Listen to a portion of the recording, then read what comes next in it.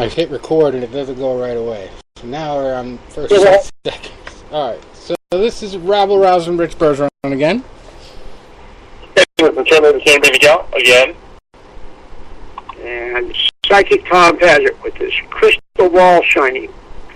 Alright.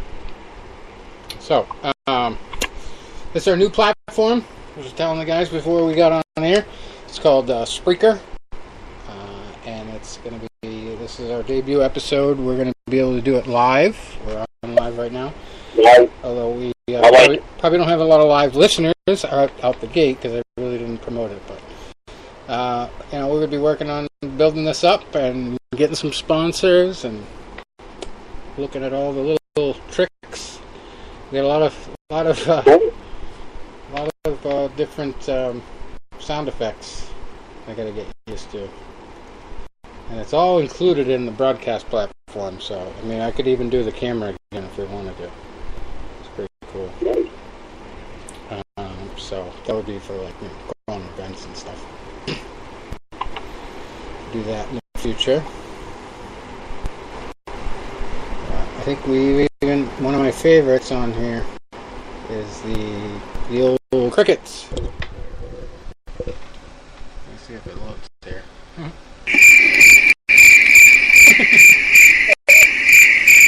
So when somebody doesn't answer our phone call, we can play that. Apparently. Anyway, we got a lot of serious stuff to cover this week. We are a radio show after all. And we got a little bit of news. News today, taking over Twitter, was Conor McGregor reached a plea deal. No jail time. Disorderly conduct. Jeez. It must be nice to have money and good lawyers, right? That's the truth. Disorderly conduct. He has to do, I believe, 5 days of community service. So, total slap on the wrist. And we did hear Dana White say publicly that he's going to determine what the UFC does to punish Mr. McGregor as soon as they know what happens with the legal case. So now that they know what happens, I'm waiting for an announcement, Mr. White. I would guess it's going to be another slap on the wrist there, probably 3 to 6 months suspension. And, obviously no time served on that.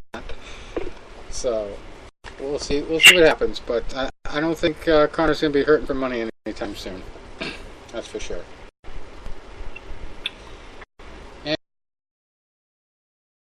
Is Floyd Mayweather, the Canadian version over the weekend. Ex-UFC fighter Steve Bossy versus Jean Pascal, who's a former world champ. And it lasted quite a while, but according to everybody that saw it, basically Jean Pascal was kind of toying with Bossy, but he showed a good chin, the UFC fighter, and ended up getting TKO'd, I believe, in the 10th. In Quebec. He was 1-1 going in, so he actually had a little bit more experience than Conor as a boxer. And he had 1 KO. Going up against 33-5 Jean Pascal. I don't know how we didn't get this as our mismatch of the week last week. I didn't catch it on the box track, I guess, but he dropped Jean Pascal dropped Bossy with a left hook in round 3, but he beat the count and got up. And Pascal won every round up until the 8th, when another monstrous left hook floored Bossy for a second time. And then Bossy did get up, but the referee waved the fight out. So it was 8th round TKO. Yeah, I watched the highlights of it, and, especially that last one, I mean, he was basically like a sitting duck. I mean, he took a bomb. Mm-hmm. And, it was, definitely, if they didn't stop it, he wouldn't have gone much longer. Right. Well, I'll tell you, he's a tough guy for lasting that long. Oh, God, yeah. Yeah, and it's just the same conditions as Mayweather, too, as far as Pascal had been retired. I mean, this is the fight he came out of retirement for. easy money, right? Anyway, in boxing news and Floyd Mayweather news, talk about transitions. Floyd Mayweather's got beef with 50 Cent, and it's getting pretty serious. They had, a business relationship at one point, but and they've also had a couple feuds before. But usually it was announced later that it was all fabricated, and this time it seems like it's getting for real.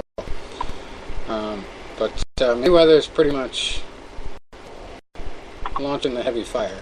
But basically, I think it has something to do with Mayweather believes that 50 Cent is a snitch. So he says he got an Instagram post that started the whole thing.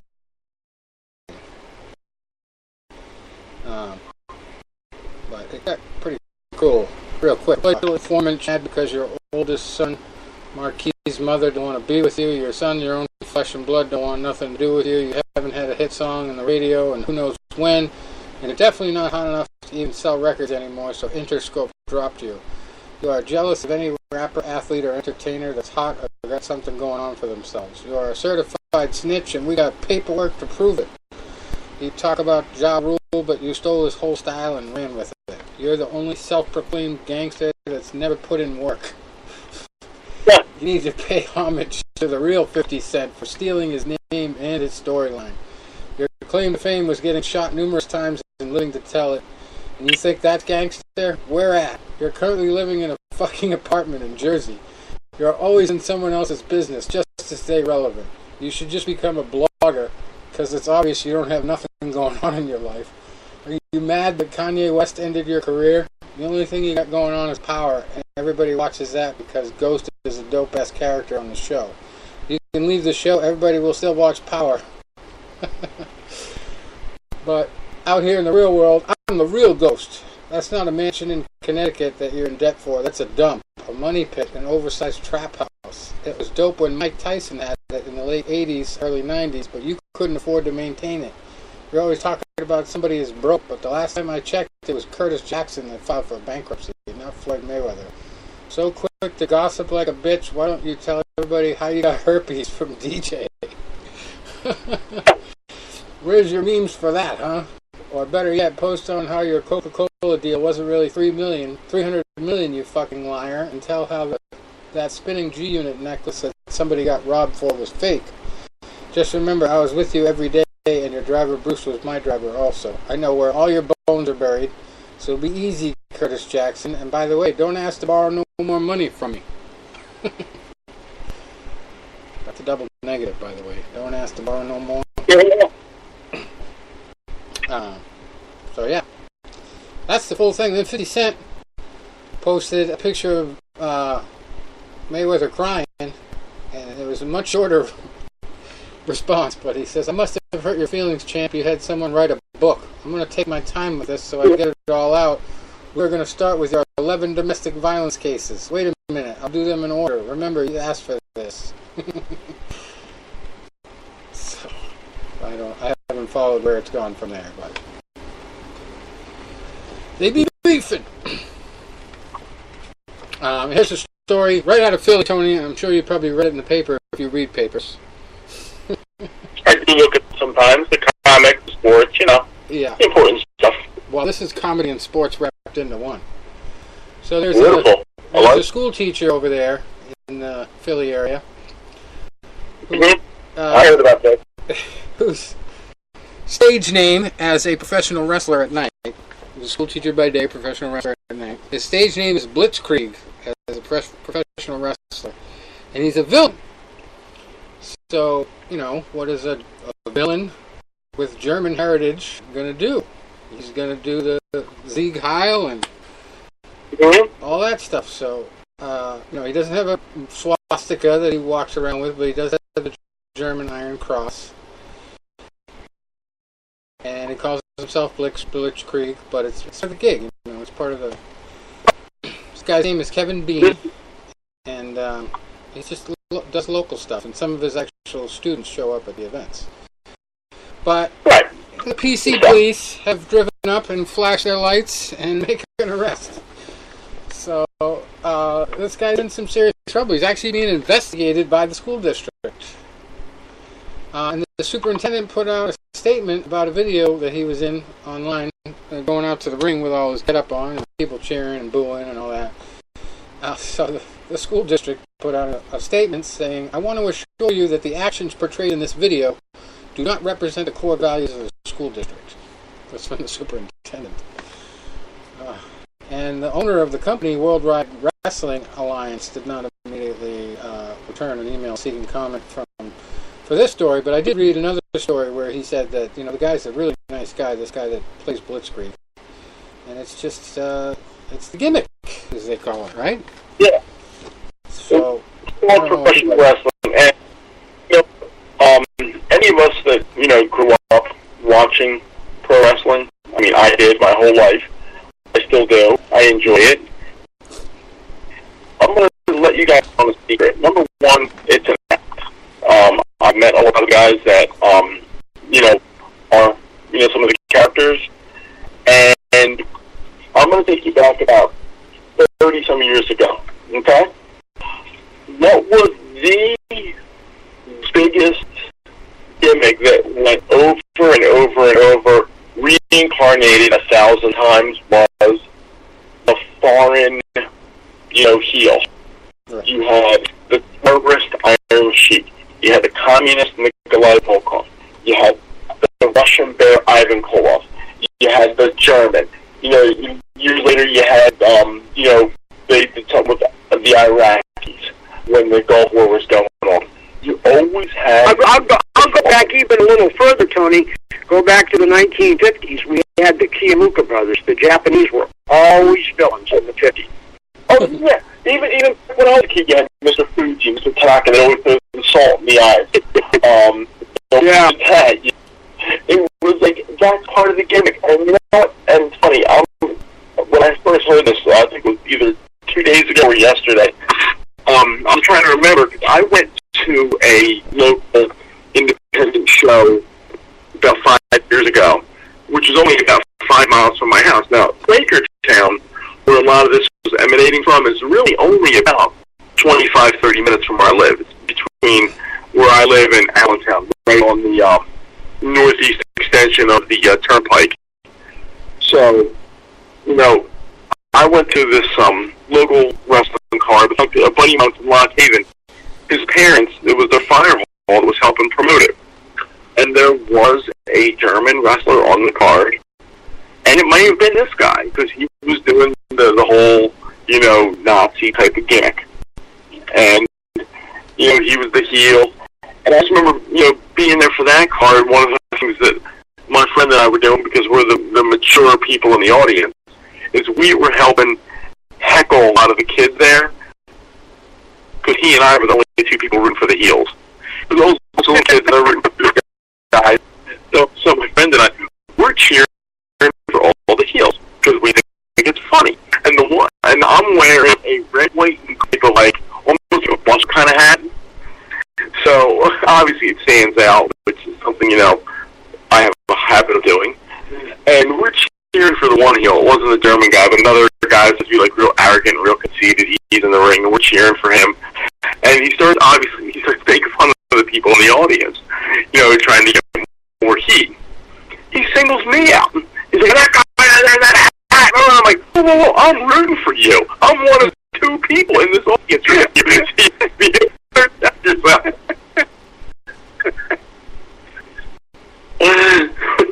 But yeah, no, it's like, and you're right. It is like a gimmick. And a lot of the guys, and I've met wrestlers over the years. I've had friends of mine that were involved in the business. I've met people. Tom, remember back in the day, the Wild Samoans, Authentica? One must have been in late 70s, was it? In late 70s, early 80s. Yeah. And, it's funny because, first of all, one of the Wild Samoans, Sika, at the time, they were portrayed as they were like these Samoan savages, and they couldn't speak, and, they were just like, brutalizing people. They were like, this is the wild Samoans. But come to find out, really, really just nice guys. And the one, Sika, his son is Roman Reigns, who's one of their top guys now, who played football and was a teammate and still a good lifting friend of one of my college coach, Dr. Cox's grandson. They play college ball together and they still work out. But now Alpha actually, for a long time, had a wrestling school in Hazleton, PA, which is right by Route 80. If you were going towards, if I was going to Lock Haven, I'd pass through Hazleton. And then he had a wrestling promotion in Allentown. Well, one guy that did PR for him was one of my college buddies, who was a diehard wrestling fan, even when we were in school together. And a couple of years ago, one of my friend's sons had leukemia. Thankfully he is, he beat it. He's just graduating high school now. He's doing great. He's a baseball player. But at the time, it was pretty scary. And when my friend had heard about it, he went to Alpha, and Alpha got, autographs of some wrestlers, some that were WWF wrestlers, or some that had previously wrestled for the WWF. And he said, listen, he goes, if the kid is well enough when he comes home, because I'd love to come down and visit him. We were never able to schedule it, but that's the type of man he was. A lot of your heels are really some of your nicer guys. And I've told you guys in the past, there was a local Philadelphia promotion, and they had one ring announcer, and I hated him. And I would tell people, if I ever see that son of a bitch on the street, I'm going to beat him up. I don't like him. He's got the neck brace on, and he's real cocky, and he talks like he's a stud muffin, and he's just a dick. I said, I'd like to beat the living shit out of him.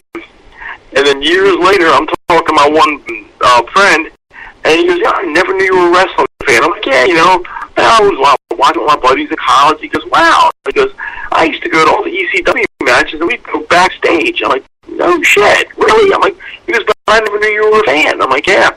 He goes, do you remember the quintessential stud muffin, Joel Gertner? I'm like, God, I hated him. God, I hated him. He goes, he was my roommate. I'm like, he goes, yeah. He goes, he lived 300 yards from you. And the funny thing is, at the time, I was boxing in college, so everybody in the neighborhood knew me, and they were like, hearing things. I had an article in the paper and all this. He goes, he really wanted to meet you, but he was afraid that you just wouldn't know who he was because we didn't know you liked wrestling, and you just would have just brushed him off and thought he was like a phony and all that. And I'm like, and I started laughing. Only he knew. Her and I are good friends on Facebook. There you go. Never told no one to beat him up. Well, Ronda Rousey's taking good advantage of her break from the WWE. Speaking of wrestling, she's on Shark Week this week already, the first couple days. Doing all kinds of shit with sharks. And hey, I love it. It was funny because they were interviewing her husband right before she was about to go down, Travis Brown there. And he's like, oh yeah, I'm just going to go down there for backup. Like, you're going to punch the shit out of a shark and kill it. Good luck with that. Yeah, Travis Brown hits hard, but my money's on the shark. Yeah. They say you can punch him in the nose to get him off you, but, I mean, he'll come back after that sometimes. Yeah. Good luck with that. But she had no injuries. She was all right. She just... She had a guy that went down with her who actually lost limbs to a shark, so... Oh, wow. Talk about experienced diver for that kind of job. Yeah, I thought when they kept showing the guy's face that he was a guy that was famous for doing crazy fights, and he had like a weird fight series that he did. I forget what his name was, but it was from Australia, and this guy's from Australia too. And, he actually had sent me a message wanting to get me involved in a thing that he was trying to fight a bunch of people in Vegas at one point years ago. If anybody can think of it, That's crazy. And then here's another MMA crossover story to the WWE in the making, possibly. Cain Velasquez. He's been working in Florida there with Daniel Cormier, but now he's actually moved to do some work at the WWE Performance Center. Apparently, he's not in tune with the big UFC Performance Center. He's in the WWE one, and he says his experience has been amazing. He says, I'm just looking forward to being here and learning as much as I can. I've been a fan of the sport since I was a little kid, and now I get to participate in it. So, 14-2, he competed just twice over the past 5 years. A loss to Fabricio Verdum and win Travis Brown, just talked about. And obviously he's had a lot of injuries. 36 years old, and,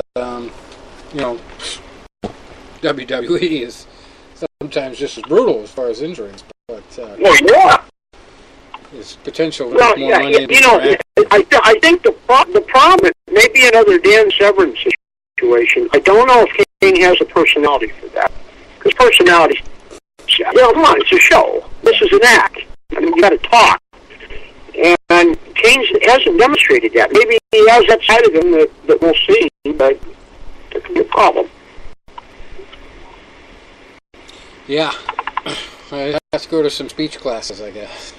Well, I don't even know if it's that so much, but Cain's naturally he doesn't seem like he's a very outgoing, talkative type.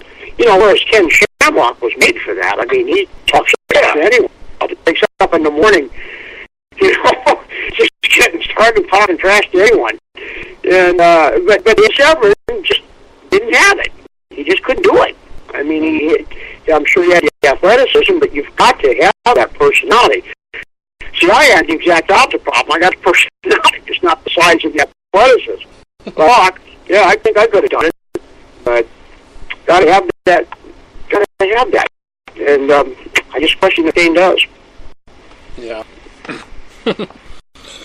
Well, we've got one other story here before we break into the recaps and previews for boxing and MMA. Pretty much UFC all the way this weekend. UFC last weekend. No Bellator going on, but we've got plenty of boxing. And this is a story about boxing fans in the Dominican Republic. Okay, so we've seen a lot of fights where the decision or the stoppage wasn't cool.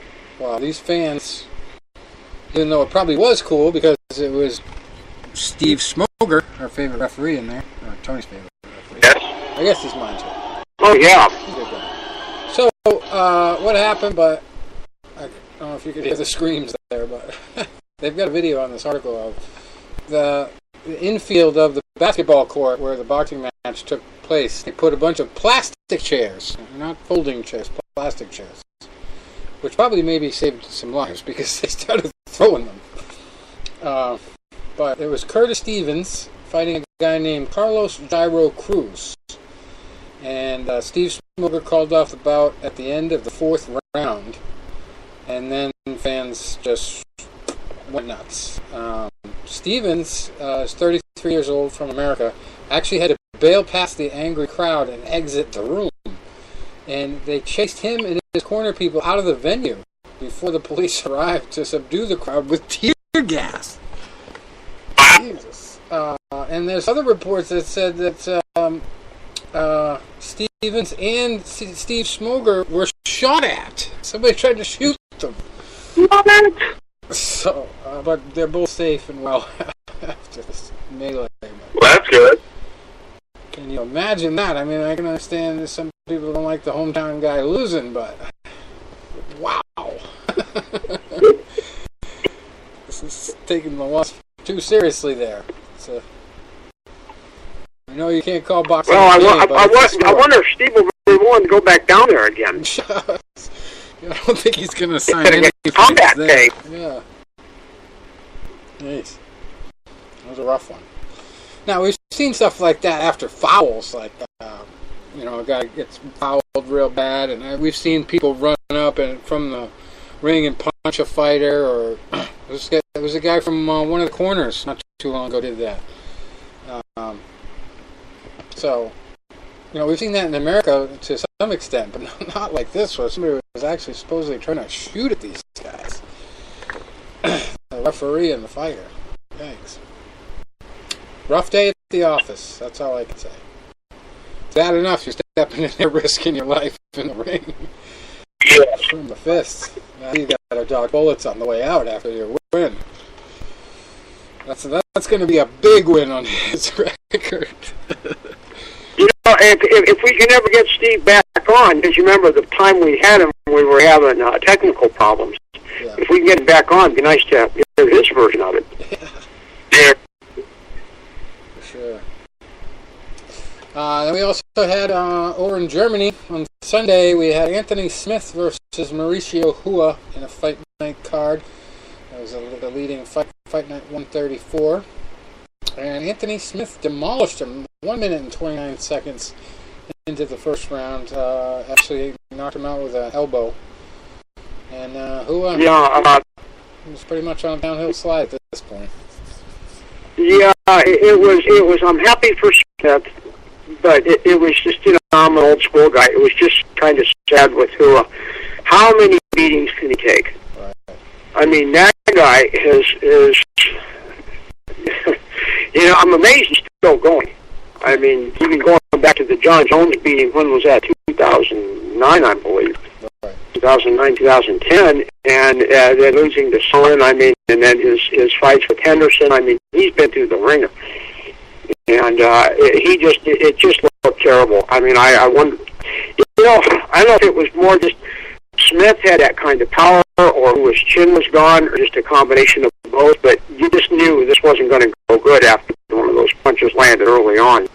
Right. And Rua started staggering backwards, legs gave out. Sad to see, but that's the game. I haven't even actually seen any highlights of it, but I read a lot about it. Just a very, very ugly fight for Rua. But congratulations to Smith. Hey, the young stud's on the way up. Main event, Corey Anderson got a big win, unanimous decision over Glover Teixeira. And believe it or not, this card was absolutely full of decisions, which made it hard to even watch the replay. The replay right after it was over, and I was just like, "Oh, geez, this is boring." There's one decision. Yeah, I got a lot of other stuff done too. I sit down working out or meditating, come back up. Yeah, okay. Still third round, like I thought. The second and third fights of the night and the main event were the only fights that didn't end by decision. And there was a couple split ones too. Danny Roberts over David Zawada and Damir Hadzovic over Nick Hine. And I did watch some of that one. That was a pretty brutal fight. We were back and forth there. And there was a third fight of the night. Manny Bermudez got the last, until the main event, the last stoppage. He got a submission triangle choke 59 seconds into the first round over Davey Grant. And then the fight before that, Darko Stozic beat Jeremy Kimball by TKO from elbows and punches just 3 minutes and 13 seconds into the fight.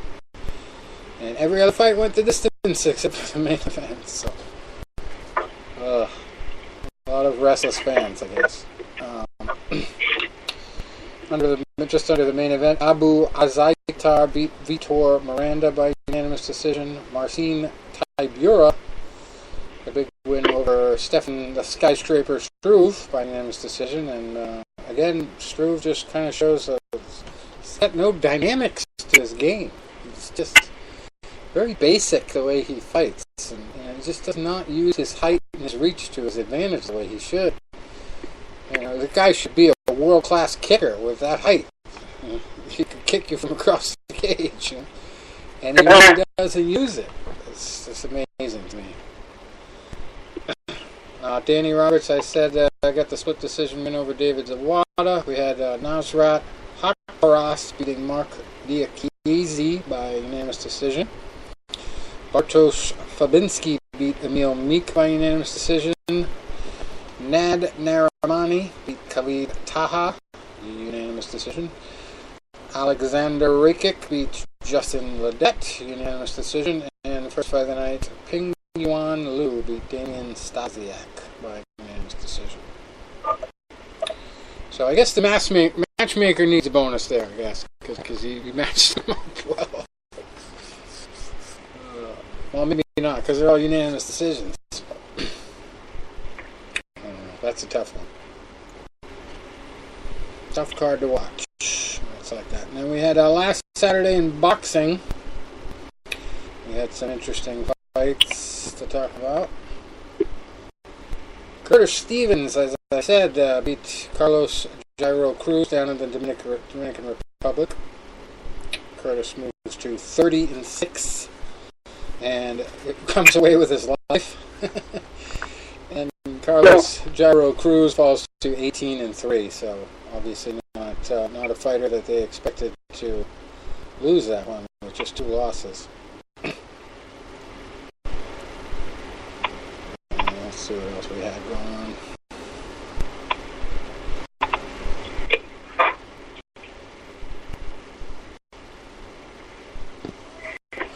I don't know, we never really do an upset of the week, but this one sounds like an upset. Over in Hyogo, Japan, we had a fight, bantamweight, Tenta Tayoshi. He came in at 14-2-1, fighting Kittipong Jaigrajong, who was 68-1-1. I think we talked about this guy last week. And Kittipong lost. He's got his second loss. Wow. Tenta beat him up. Got the win. That's what happens when you got a name like Kittipong. Yeah, really. Yeah, what a name for a fighter. Over in Guerrero, or down under in Guerrero, Mexico, we had main event Marcos Villasana Jr., 22-6 coming in. He moves to 23-6 with a win over Pablo Vicente, who takes his first loss, 12-1 now. And that was for the World Boxing Council Latino lightweight title. And guess what? 2 Latinos, it looks like, fought for it. Really? I'm impressed with that.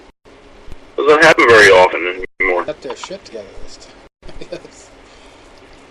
And then the big one, it was in Russia this week, the World Boxing Super Series.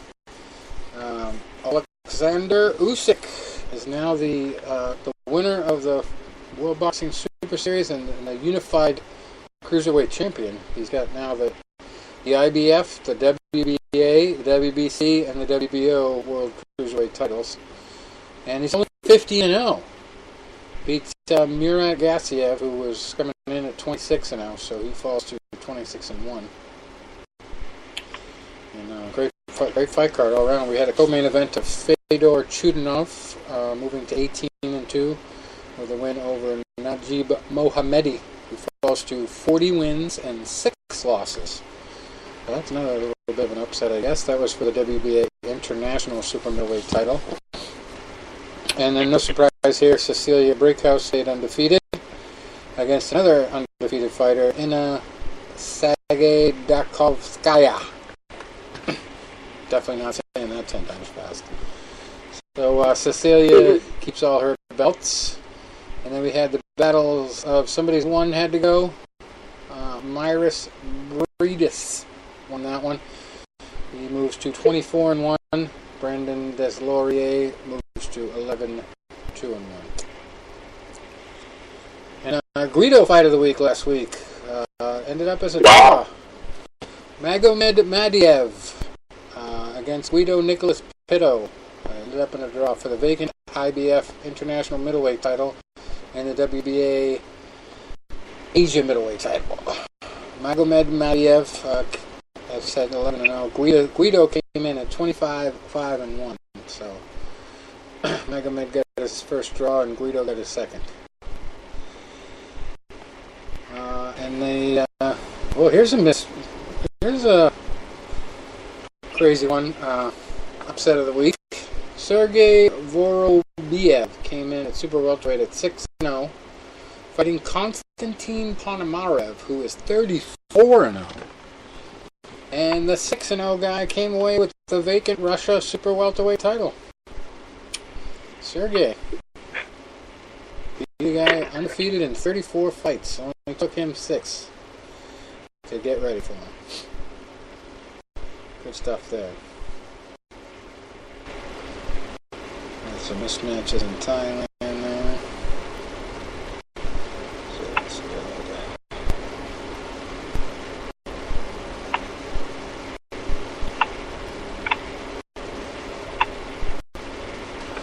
And out in Las Vegas, of course, can't go a weekend without having big fights out there. We had a couple, 3 or 4 big fights there. Our Jesus Fight of the Week. I don't know if we called it the Jesus Fight of the Week, but it had to be. Jamie Munguia, 29-0, fighting Liam Smith, 26-1-1. And Munguia stayed undefeated. He gets his 30th win and the World Boxing Organization World Super Welterweight title. Alberto Machado also stayed undefeated. He got his 20th win over Rafael Mensa, who takes his first loss in 32 fights. So he's 31-0 coming in, and the World Boxing Association World Super Featherweight title goes to Machado. And then Yano's boy, Matt Yanowski, does the promos for Yamaguchi Falco. He is 15-0 going in, and he's 16-0 now, because he beat Elias Espadas, who falls to 17-4. And then, as I said, Jesus Fight of the Week. Jesus lost. Carlos Caraballo moved to 8-0 over Jesus Martinez, falls to 24-4. And we had a weird one down in Memphis we talked about last week. Chop Corley, DeMarcus Corley, lost to Vivian Harris. The vacant American Boxing Federation Continental America's Super Welterweight title. Wow. Long one. And no relation to Holyfield. Jarvis Holyfield, it's spelled different, lost his fight to Donald Ward in the co-main event for the vacant American Boxing Federation USA Mid-American Welterweight title. So Vivian Harris, I'm not sure what the actual result was, knockout decision or what. Vivian gets his 33rd win. Go with 12 losses and 2 draws, and then DeMarcus falls to 51-31-1. 82 fights. That's a lot of fights this day and age. 82 fights. Maybe he's trying to get to 100.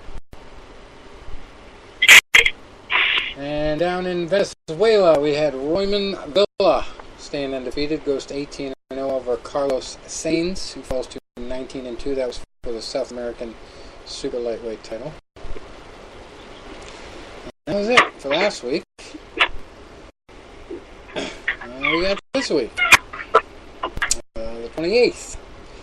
Big one up in Canada. Not really big, but the IBF International Super Lightweight titles on the line between Petros Ananyan, who is 13-0-2, and Steve Claggett, who is 26-5-1. I believe we were supposed to have Steve on the show at some point, but it fell through. I want to say this. His name is starting to ring bells. Sandy Segura, 16-2, coming in against Guadalupe Solis, who is 5-1 for the Women's International Boxing Association World Super Featherweight title. Nothing else too crazy on that card.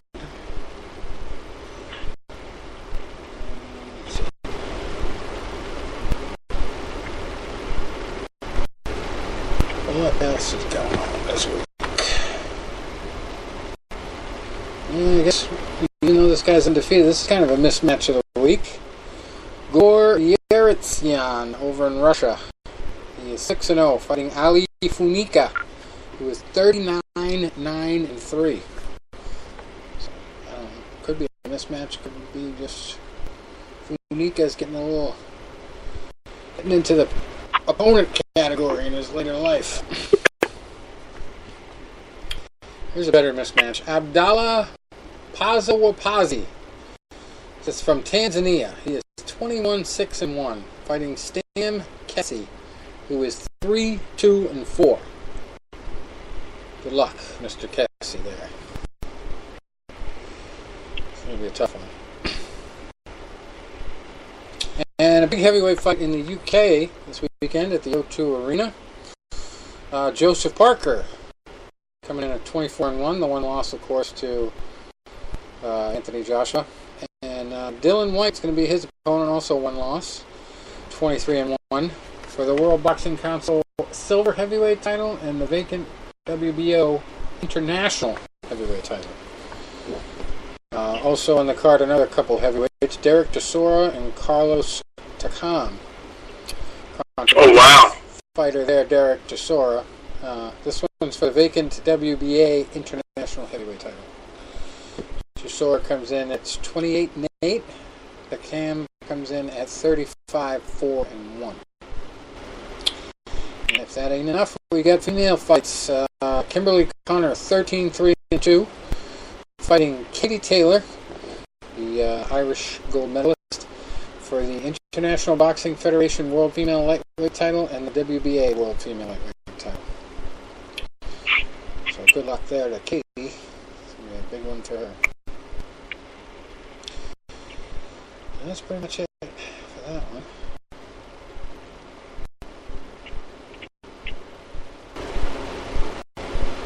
Here's a great fight going on in the UK. Luke Beasley, he's 1-0, fighting Christian Late, who is 278-9. 278 losses. I think we've talked about this guy before. It's ridiculous. Wow. You know, every week the bar keeps being moved higher. You know, that's 278 losses. Yeah. Unbelievable. I wonder what his wife tells him when he's going to work that night. Keep your hands down. Wow. She's obviously got life insurance policy. It would really be fascinating if we could get someone like that on the show. And I mean, I'd be very respectful and polite about it. But I mean, you got to wonder, right, what would keep someone going? Mm-hmm. I mean, how many losses do you need to take before you think that maybe this isn't for me? And there's no shame in that. Right. Sure ain't for everyone. The main event fighter's got a pretty interesting name here too. Joe Sheriff. He's 12-1, fighting Istvan Orsos, who is 16-46-2. So obviously they're trying to pad Joe Sheriff's record because that's a good boxing name. And like I said, you can't have a good fight weekend without a fight in Vegas. Oh wait, this is in California. Sorry, California. Los Angeles, California's got the big fight this week on Showtime. Mikey Garcia versus Robert Easter Jr. and it's got to be the somebody's got to go fight too. Okay. Yeah. You know what? I like Robert Easter Jr. I got to meet his family a few years ago when he won the title in Reading, PA. Tough kid, you know, classy guy. He's talented, but you know he's got a big mountain to climb here. I mean, Mikey Garcia is an elite fighter, and I think he's just too well-rounded for Easter. I see this, going to be an entertaining scrap, and Easter's going to land some shots. You know, he's going to come to fight, but I think just Garcia ends up breaking him down, maybe 9th, 10th round. It's either going to be the referee's going to stop it or the corner's going to stop it. I would agree. Yep, and he's got 17 more fights as a professional, so I mean that tells you one thing. He's got more experience. Easter's crafty, but I don't know. You know, that's when you get two undefeated fighters like that at a lighter weight. It's tough to go with the guy with the lesser fights. You know, and like when I saw Easter win the title a couple years ago, he fought I forget what the kid was. He might have been Ghana. I don't think he was Nigeria. I'm pretty sure he was a Ghanaian fighter. And as you know, especially that one fight they showed on TV the other week, like, you know, those are some just tough guys. You know, there are some really tough fighters over there. You know, to make it out of there, you've got to be like tough as tough.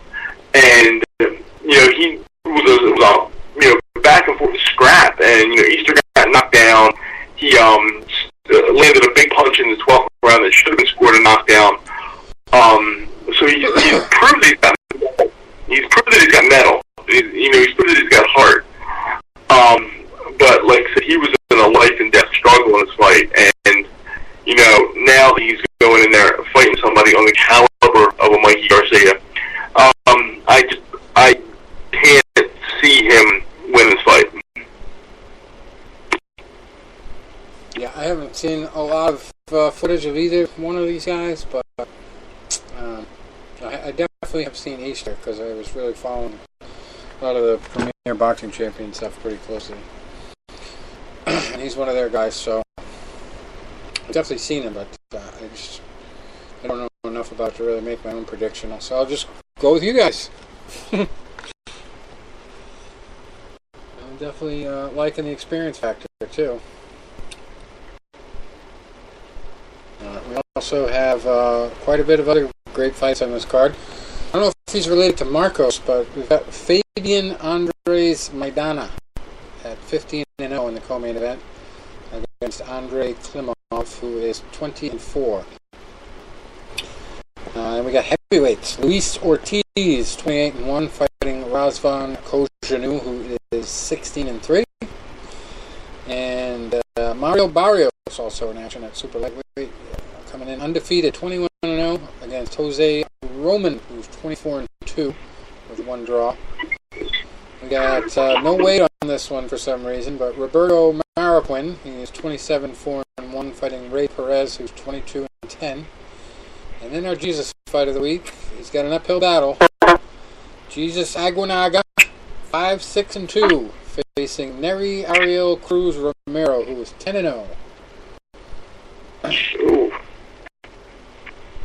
Tough one. Well, going back when you were mentioning, you got Luis Ortiz fighting. It's interesting to see, how he comes back from that loss just a few months ago to Deontay Wilder.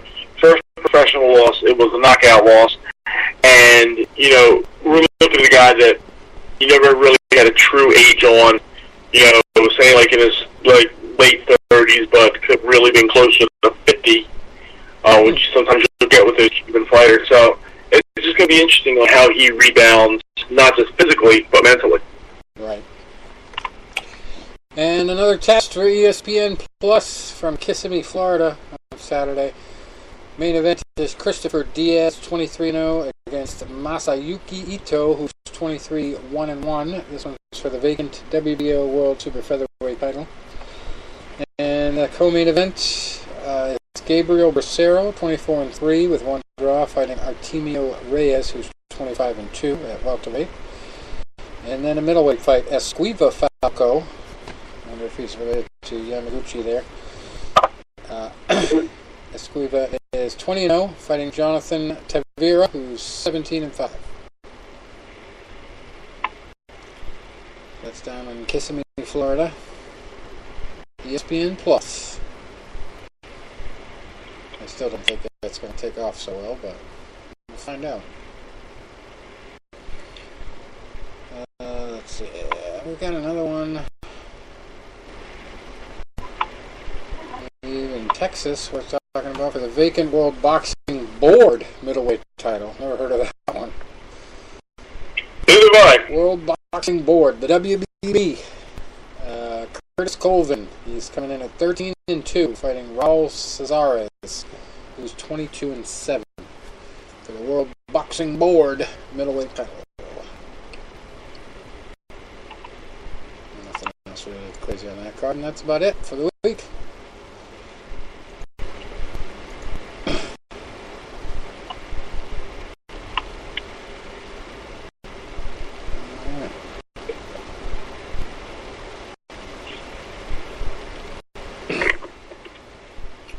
So now we're getting into MMA. We've got Professional Fighter League 5, the 5th event coming up on August 2nd in Uniondale, New York. And I'm just going to go down through a few of these fights. I'm not going to go through all of them. But main event, Brian Foster versus Nathan Schulte. Foster 28-10, Schulte 12-3. And we got Vinny Magalhaes, who is 15-9, fighting Brandon Halsey, who's 11-3. Rashid Magomedov, 20-2, fighting Luis Firmino, who's 20-9. Max Grishin, 27-7, fighting Rakeem Cleveland, who's 19-9-1. Will Brooks, 19-4, fighting Robert Watley, who's 11-1. Dan Spawn, I believe we've had that guy on the show years ago.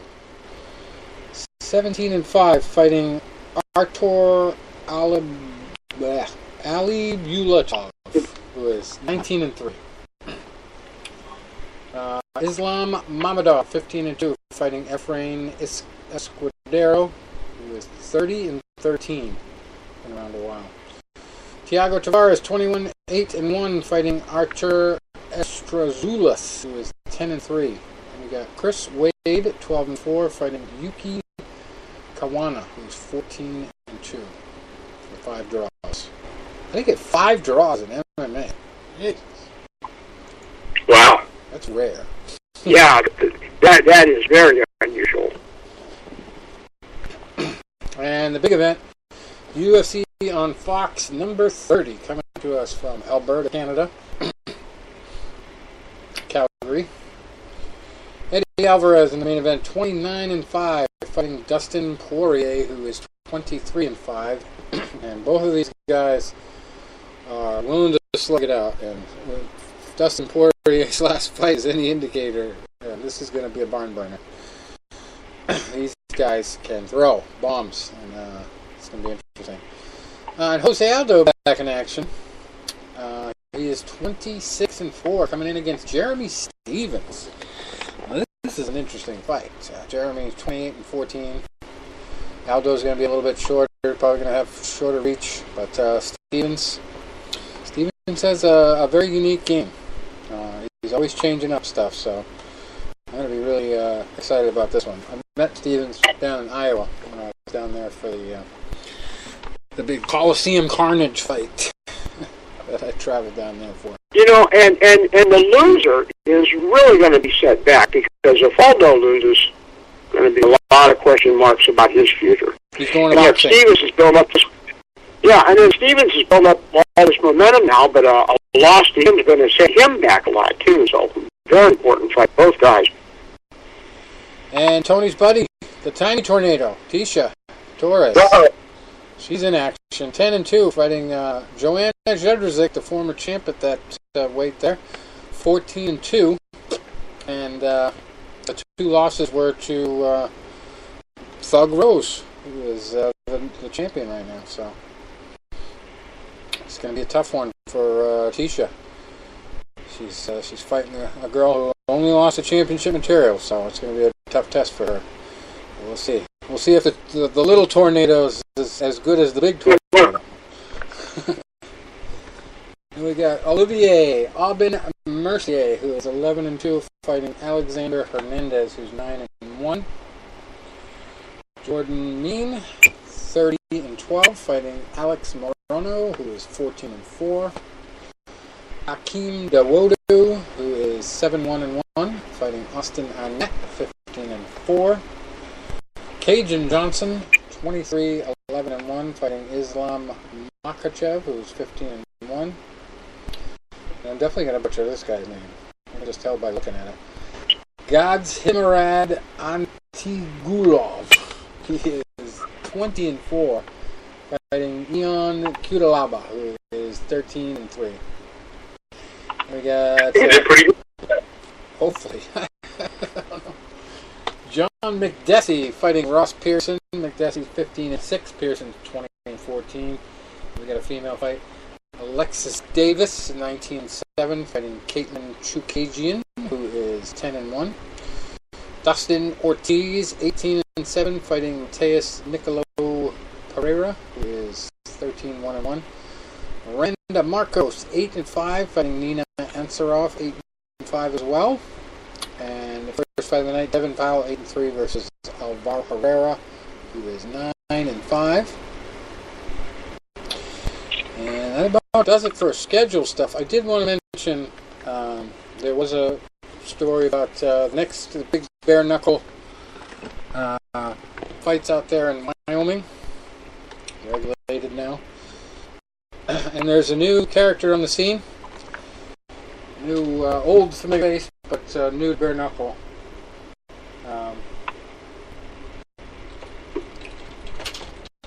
Kendall Grove. UFC veteran. Oh, wow. So, I wonder if he's cut from Bellator, or if Bellator is allowing him to do it. I'm not sure if he's still contracted with him, but I guess this is an exclusive deal with him.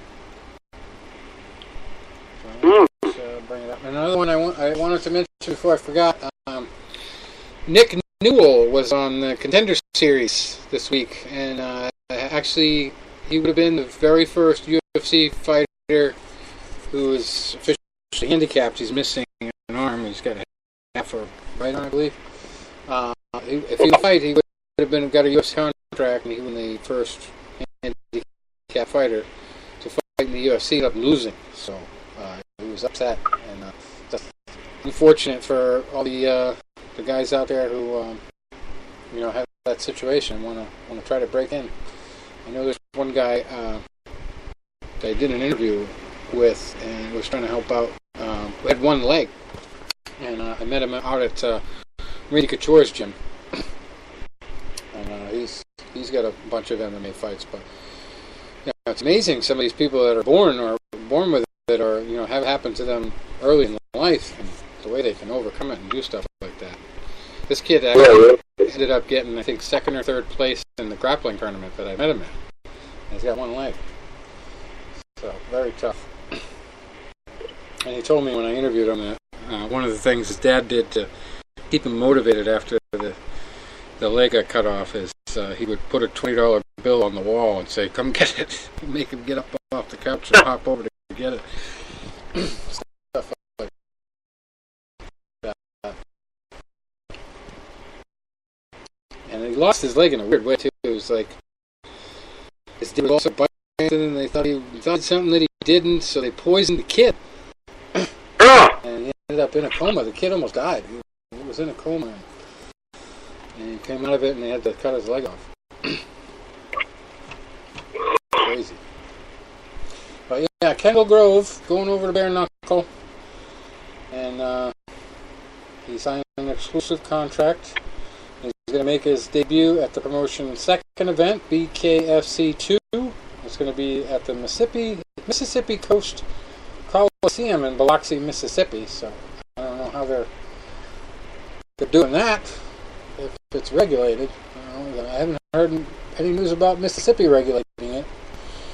I'll have to look into that, how they're getting away with that. Maybe it's an Indian-owned casino. Sometimes on Indian reservations they let that stuff go. Grove last fought in January at Bellator 193. He dropped a split decision to A.J. Matthews, and it was his third consecutive loss in MMA.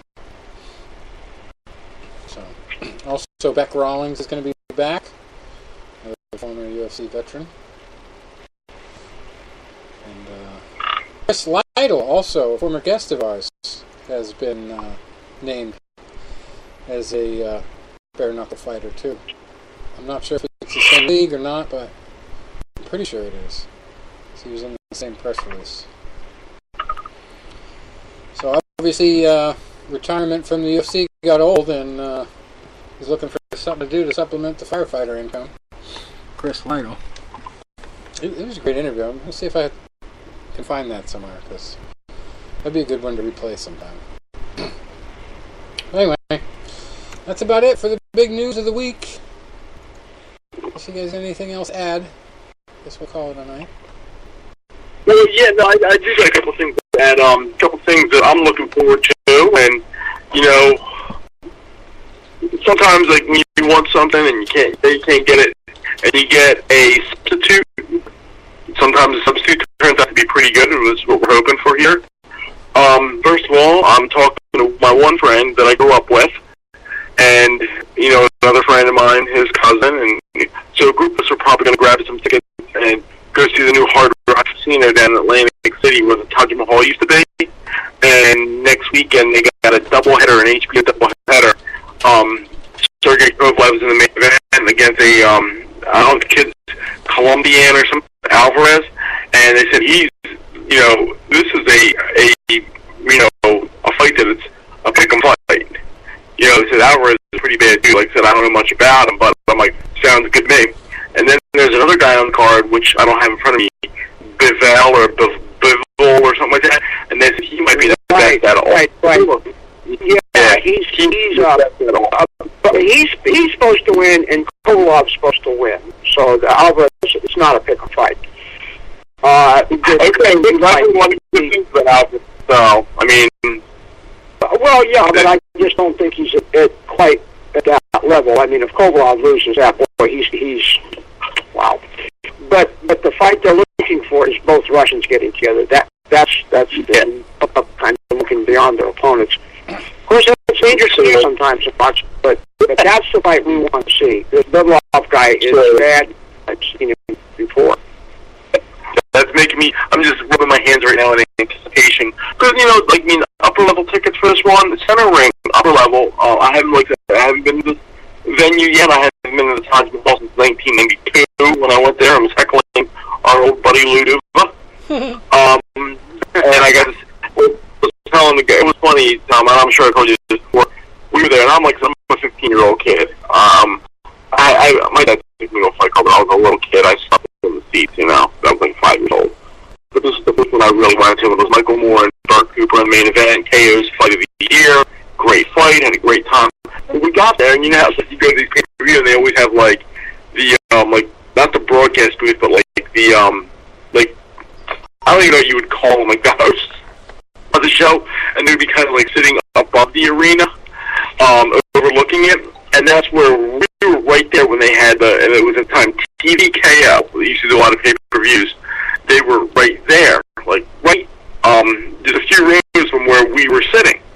And it was the week after Meldrick Taylor got annihilated by Terry Norris. And there were some kids there, but maybe like 20, 21 years old, and they're yelling for Lou Duva. They're like, Lou, why'd you let Meldrick Taylor fight Terry Norris and get beat up like that? And Lou was pretending like he couldn't hear him. And he kept cupping his ear like, what? What are you saying? And then I'm jumping in on too, some stupid 15-year-old kid. And years later, when we finally got to interview Lou back in 2012, I guess it was. No, it was before that. It was 2009 or 10. It was right after I met up and started talking to Dennis Marie from Marciano Foundation. And he got Lou on, you know, because he pulled some favors. And I said, Lou, I got a question. I've been dying to ask you since 1992. Why'd you let Meldrick Taylor move up and wait and get annihilated by Terry Norris? Yeah, what he said on that, it was kind of humorous. But we go to this fight card at the old Taj Mahal. And I just remember I'm there, I'm this young kid, I'm all excited. And the second fight of the night, they had a song that I love, Thunderstruck by AC/DC. Love that song. I listened to it tonight when I was working out. And out comes popping out this, you know, 19-ish-year-old bushy-haired Italian kid. And now I'm really rooting for him. The Italian coming out the Thunderstruck, oh dear Lord. It was Arturo Gatti in this 5th or 6th pro fight. I'm like, how cool is that? Years later, I was telling the guy about it tonight. I'm like, you know, you don't think about it then, but this is the guy you're seeing just as a 4-round or a 6-round prelim fighter is only a matter of years from being a world champ, one of the most exciting fighters in the game, and a future Hall of Famer. I'm like, how cool is that? You see him when he was just starting out. Right. And then the other card I found out about yesterday, and they had to get him up and soak up the drool that I left all over the floor because it is signed. The week Triple G and Canelo was the weekend after my birthday. They're on the 15th. In Vegas, can't get the tickets, is what it is. But what is happening the week before my birthday on September the 8th? Up at the Danny Garcia, Sean Porter. Yeah, that's what I announced this week. That's a big one. Yeah. Kind of excited about that. I think I want to go to it. Birthday gift for myself and myself. There you go, bud. That would be definitely money well spent. Because that's, I think so. Man, we're going to have a lot of fun analyzing that one because you can look at that so many different ways. You know what? A guy asked me tonight at the gym, and he goes, how do you see the fight going on? I was like, wow, you threw me on the spot. Mm-hmm. You know, because as you guys know me, I like to really analyze a fight. And I mean, I'm talking about strengths, weaknesses, how they match up against certain styles, everything like that. And I said, just to be thrown that quickly, I was like, you know, and he goes, I like Porter. I said, okay, I can respect that. Sean Porter's a talented fighter. He's tough. He's got good hand speed. He's strong. I said, I see a couple things happening here. I say, this is just my quick instinct. And I said, it could be one of two things. It could be, I think Porter is naturally quicker. He's a naturally quicker guy. I think Garcia's a little bit more well-schooled, because Porter has a bad habit, and it cost him his first loss. I think it was Kell Brook, and the announcers you picking up on it, he bounces so much you can time him. Because when you bounce, the trainer taught me this early in my career. You're bouncing, or he's rolling his hands, he's doing a lot of stuff like that. But then when you stop, you're about to punch. Because you can't do it while you're punching. So I said that could be an advantage of Garcia. Garcia sees that, picks up on that, and he can stymie him. Hard jab, left hook, whatever. I said, but with Porter being the naturally quicker guy, I mean, he can get to Garcia and land shots before Garcia can set himself. I said, now the thing is really sitting back and seeing how they match against each other, watching some tapes, and taking it from there. I think I'm going to go. Yeah, and so that's a good point about that bouncing, because when Porter first turned pro, he was really bad about that. And I remember the first time he was on Friday Night Fights, Teddy Atlas just really took him to school on that. And I think he's improved at it. But the question is, if he gets hurt or is tired, a lot of times you go back to your instincts. So Absolutely. has he purged that bad trait of his out of his game? I don't know. Yeah. That's going to be a big question. No, and you're absolutely right on the money with that one, because that bouncy stuff would work in the amateurs. But, and you know what's funny? Not the level he's at. That fight was really only a few weeks or months after we interviewed Sean, that one on ESPN, because I remember telling my dad, he hadn't seen Sean Porter yet, and I said, hey, and I had read about him, so I don't think I had seen him play, but I had read about him, and then we interviewed him, and I was like, yeah, Dad, we just interviewed this guy, undefeated, this and that,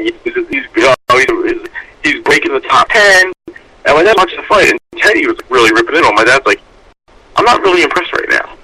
And he goes, and I agree with what Teddy's saying. But, It's definitely going to be an interesting one. You can go to common opponent math, and it's tough to calculate. It's got a whisper difference between Keith Thurman. If you look at Keith Thurman's record, he fought both of them the last two fights. Danny Garcia, he won by split decision, and Sean Porter before that, he won by unanimous decision. So, one judge at least saw it for Garcia in Garcia's fight. So by that math, you could say that Garcia has the better shot at it, but, I mean, that's really not good math to rely on. I just look at Sean Porter's attack. I mean, there's good and bad to it, because he's very busy. He's a guy that just never stops working, never stops coming at you, always coming forward, always punching. But the problem is he gets that Manny Pacquiao syndrome, where he's throwing both punches at once and his face is wide open for a count. So that becomes a problem after a little while. Once, like Tony said, if the guy's bouncing, you get their timing of when they're going to throw both punches at once, and you just lay into him. And Danny Garcia is more of a defensive fighter than Sean Porter for sure. So it's all about how he moves around and whether Porter can corner him. Because if he can keep his distance and use his reach and use Porter's activity against him and get him all tired out, then it's going to be a unanimous decision win for him this time. I like Garcia if he can figure him out, but it's all going to be how those early rounds go. I mean, can Sean Porter wear him down quickly and catch him in a corner? Because he is definitely a whirlwind when he gets going. He does not let up. So it's going to be a tough one. Also, I'm wondering, where the heck is Keith Thurman? I mean, he's been off for quite a while. I know he had some kind of injury that he had to pull out of his fight with Porter. I think he was in a rematch or something, or he was going to have another fight coming up, and he backed out of it. I think he broke his hand, but yeah. He hasn't been in action since that Garcia fight, which is in March of last year, 2017. So he's already been off a full year. And then some. I'll have to see if I can do a Google News search or something and find out where the hell he is. What is going on? But that's it for us, I guess. All right, guys. All right. We'll do it up next week. Over and out.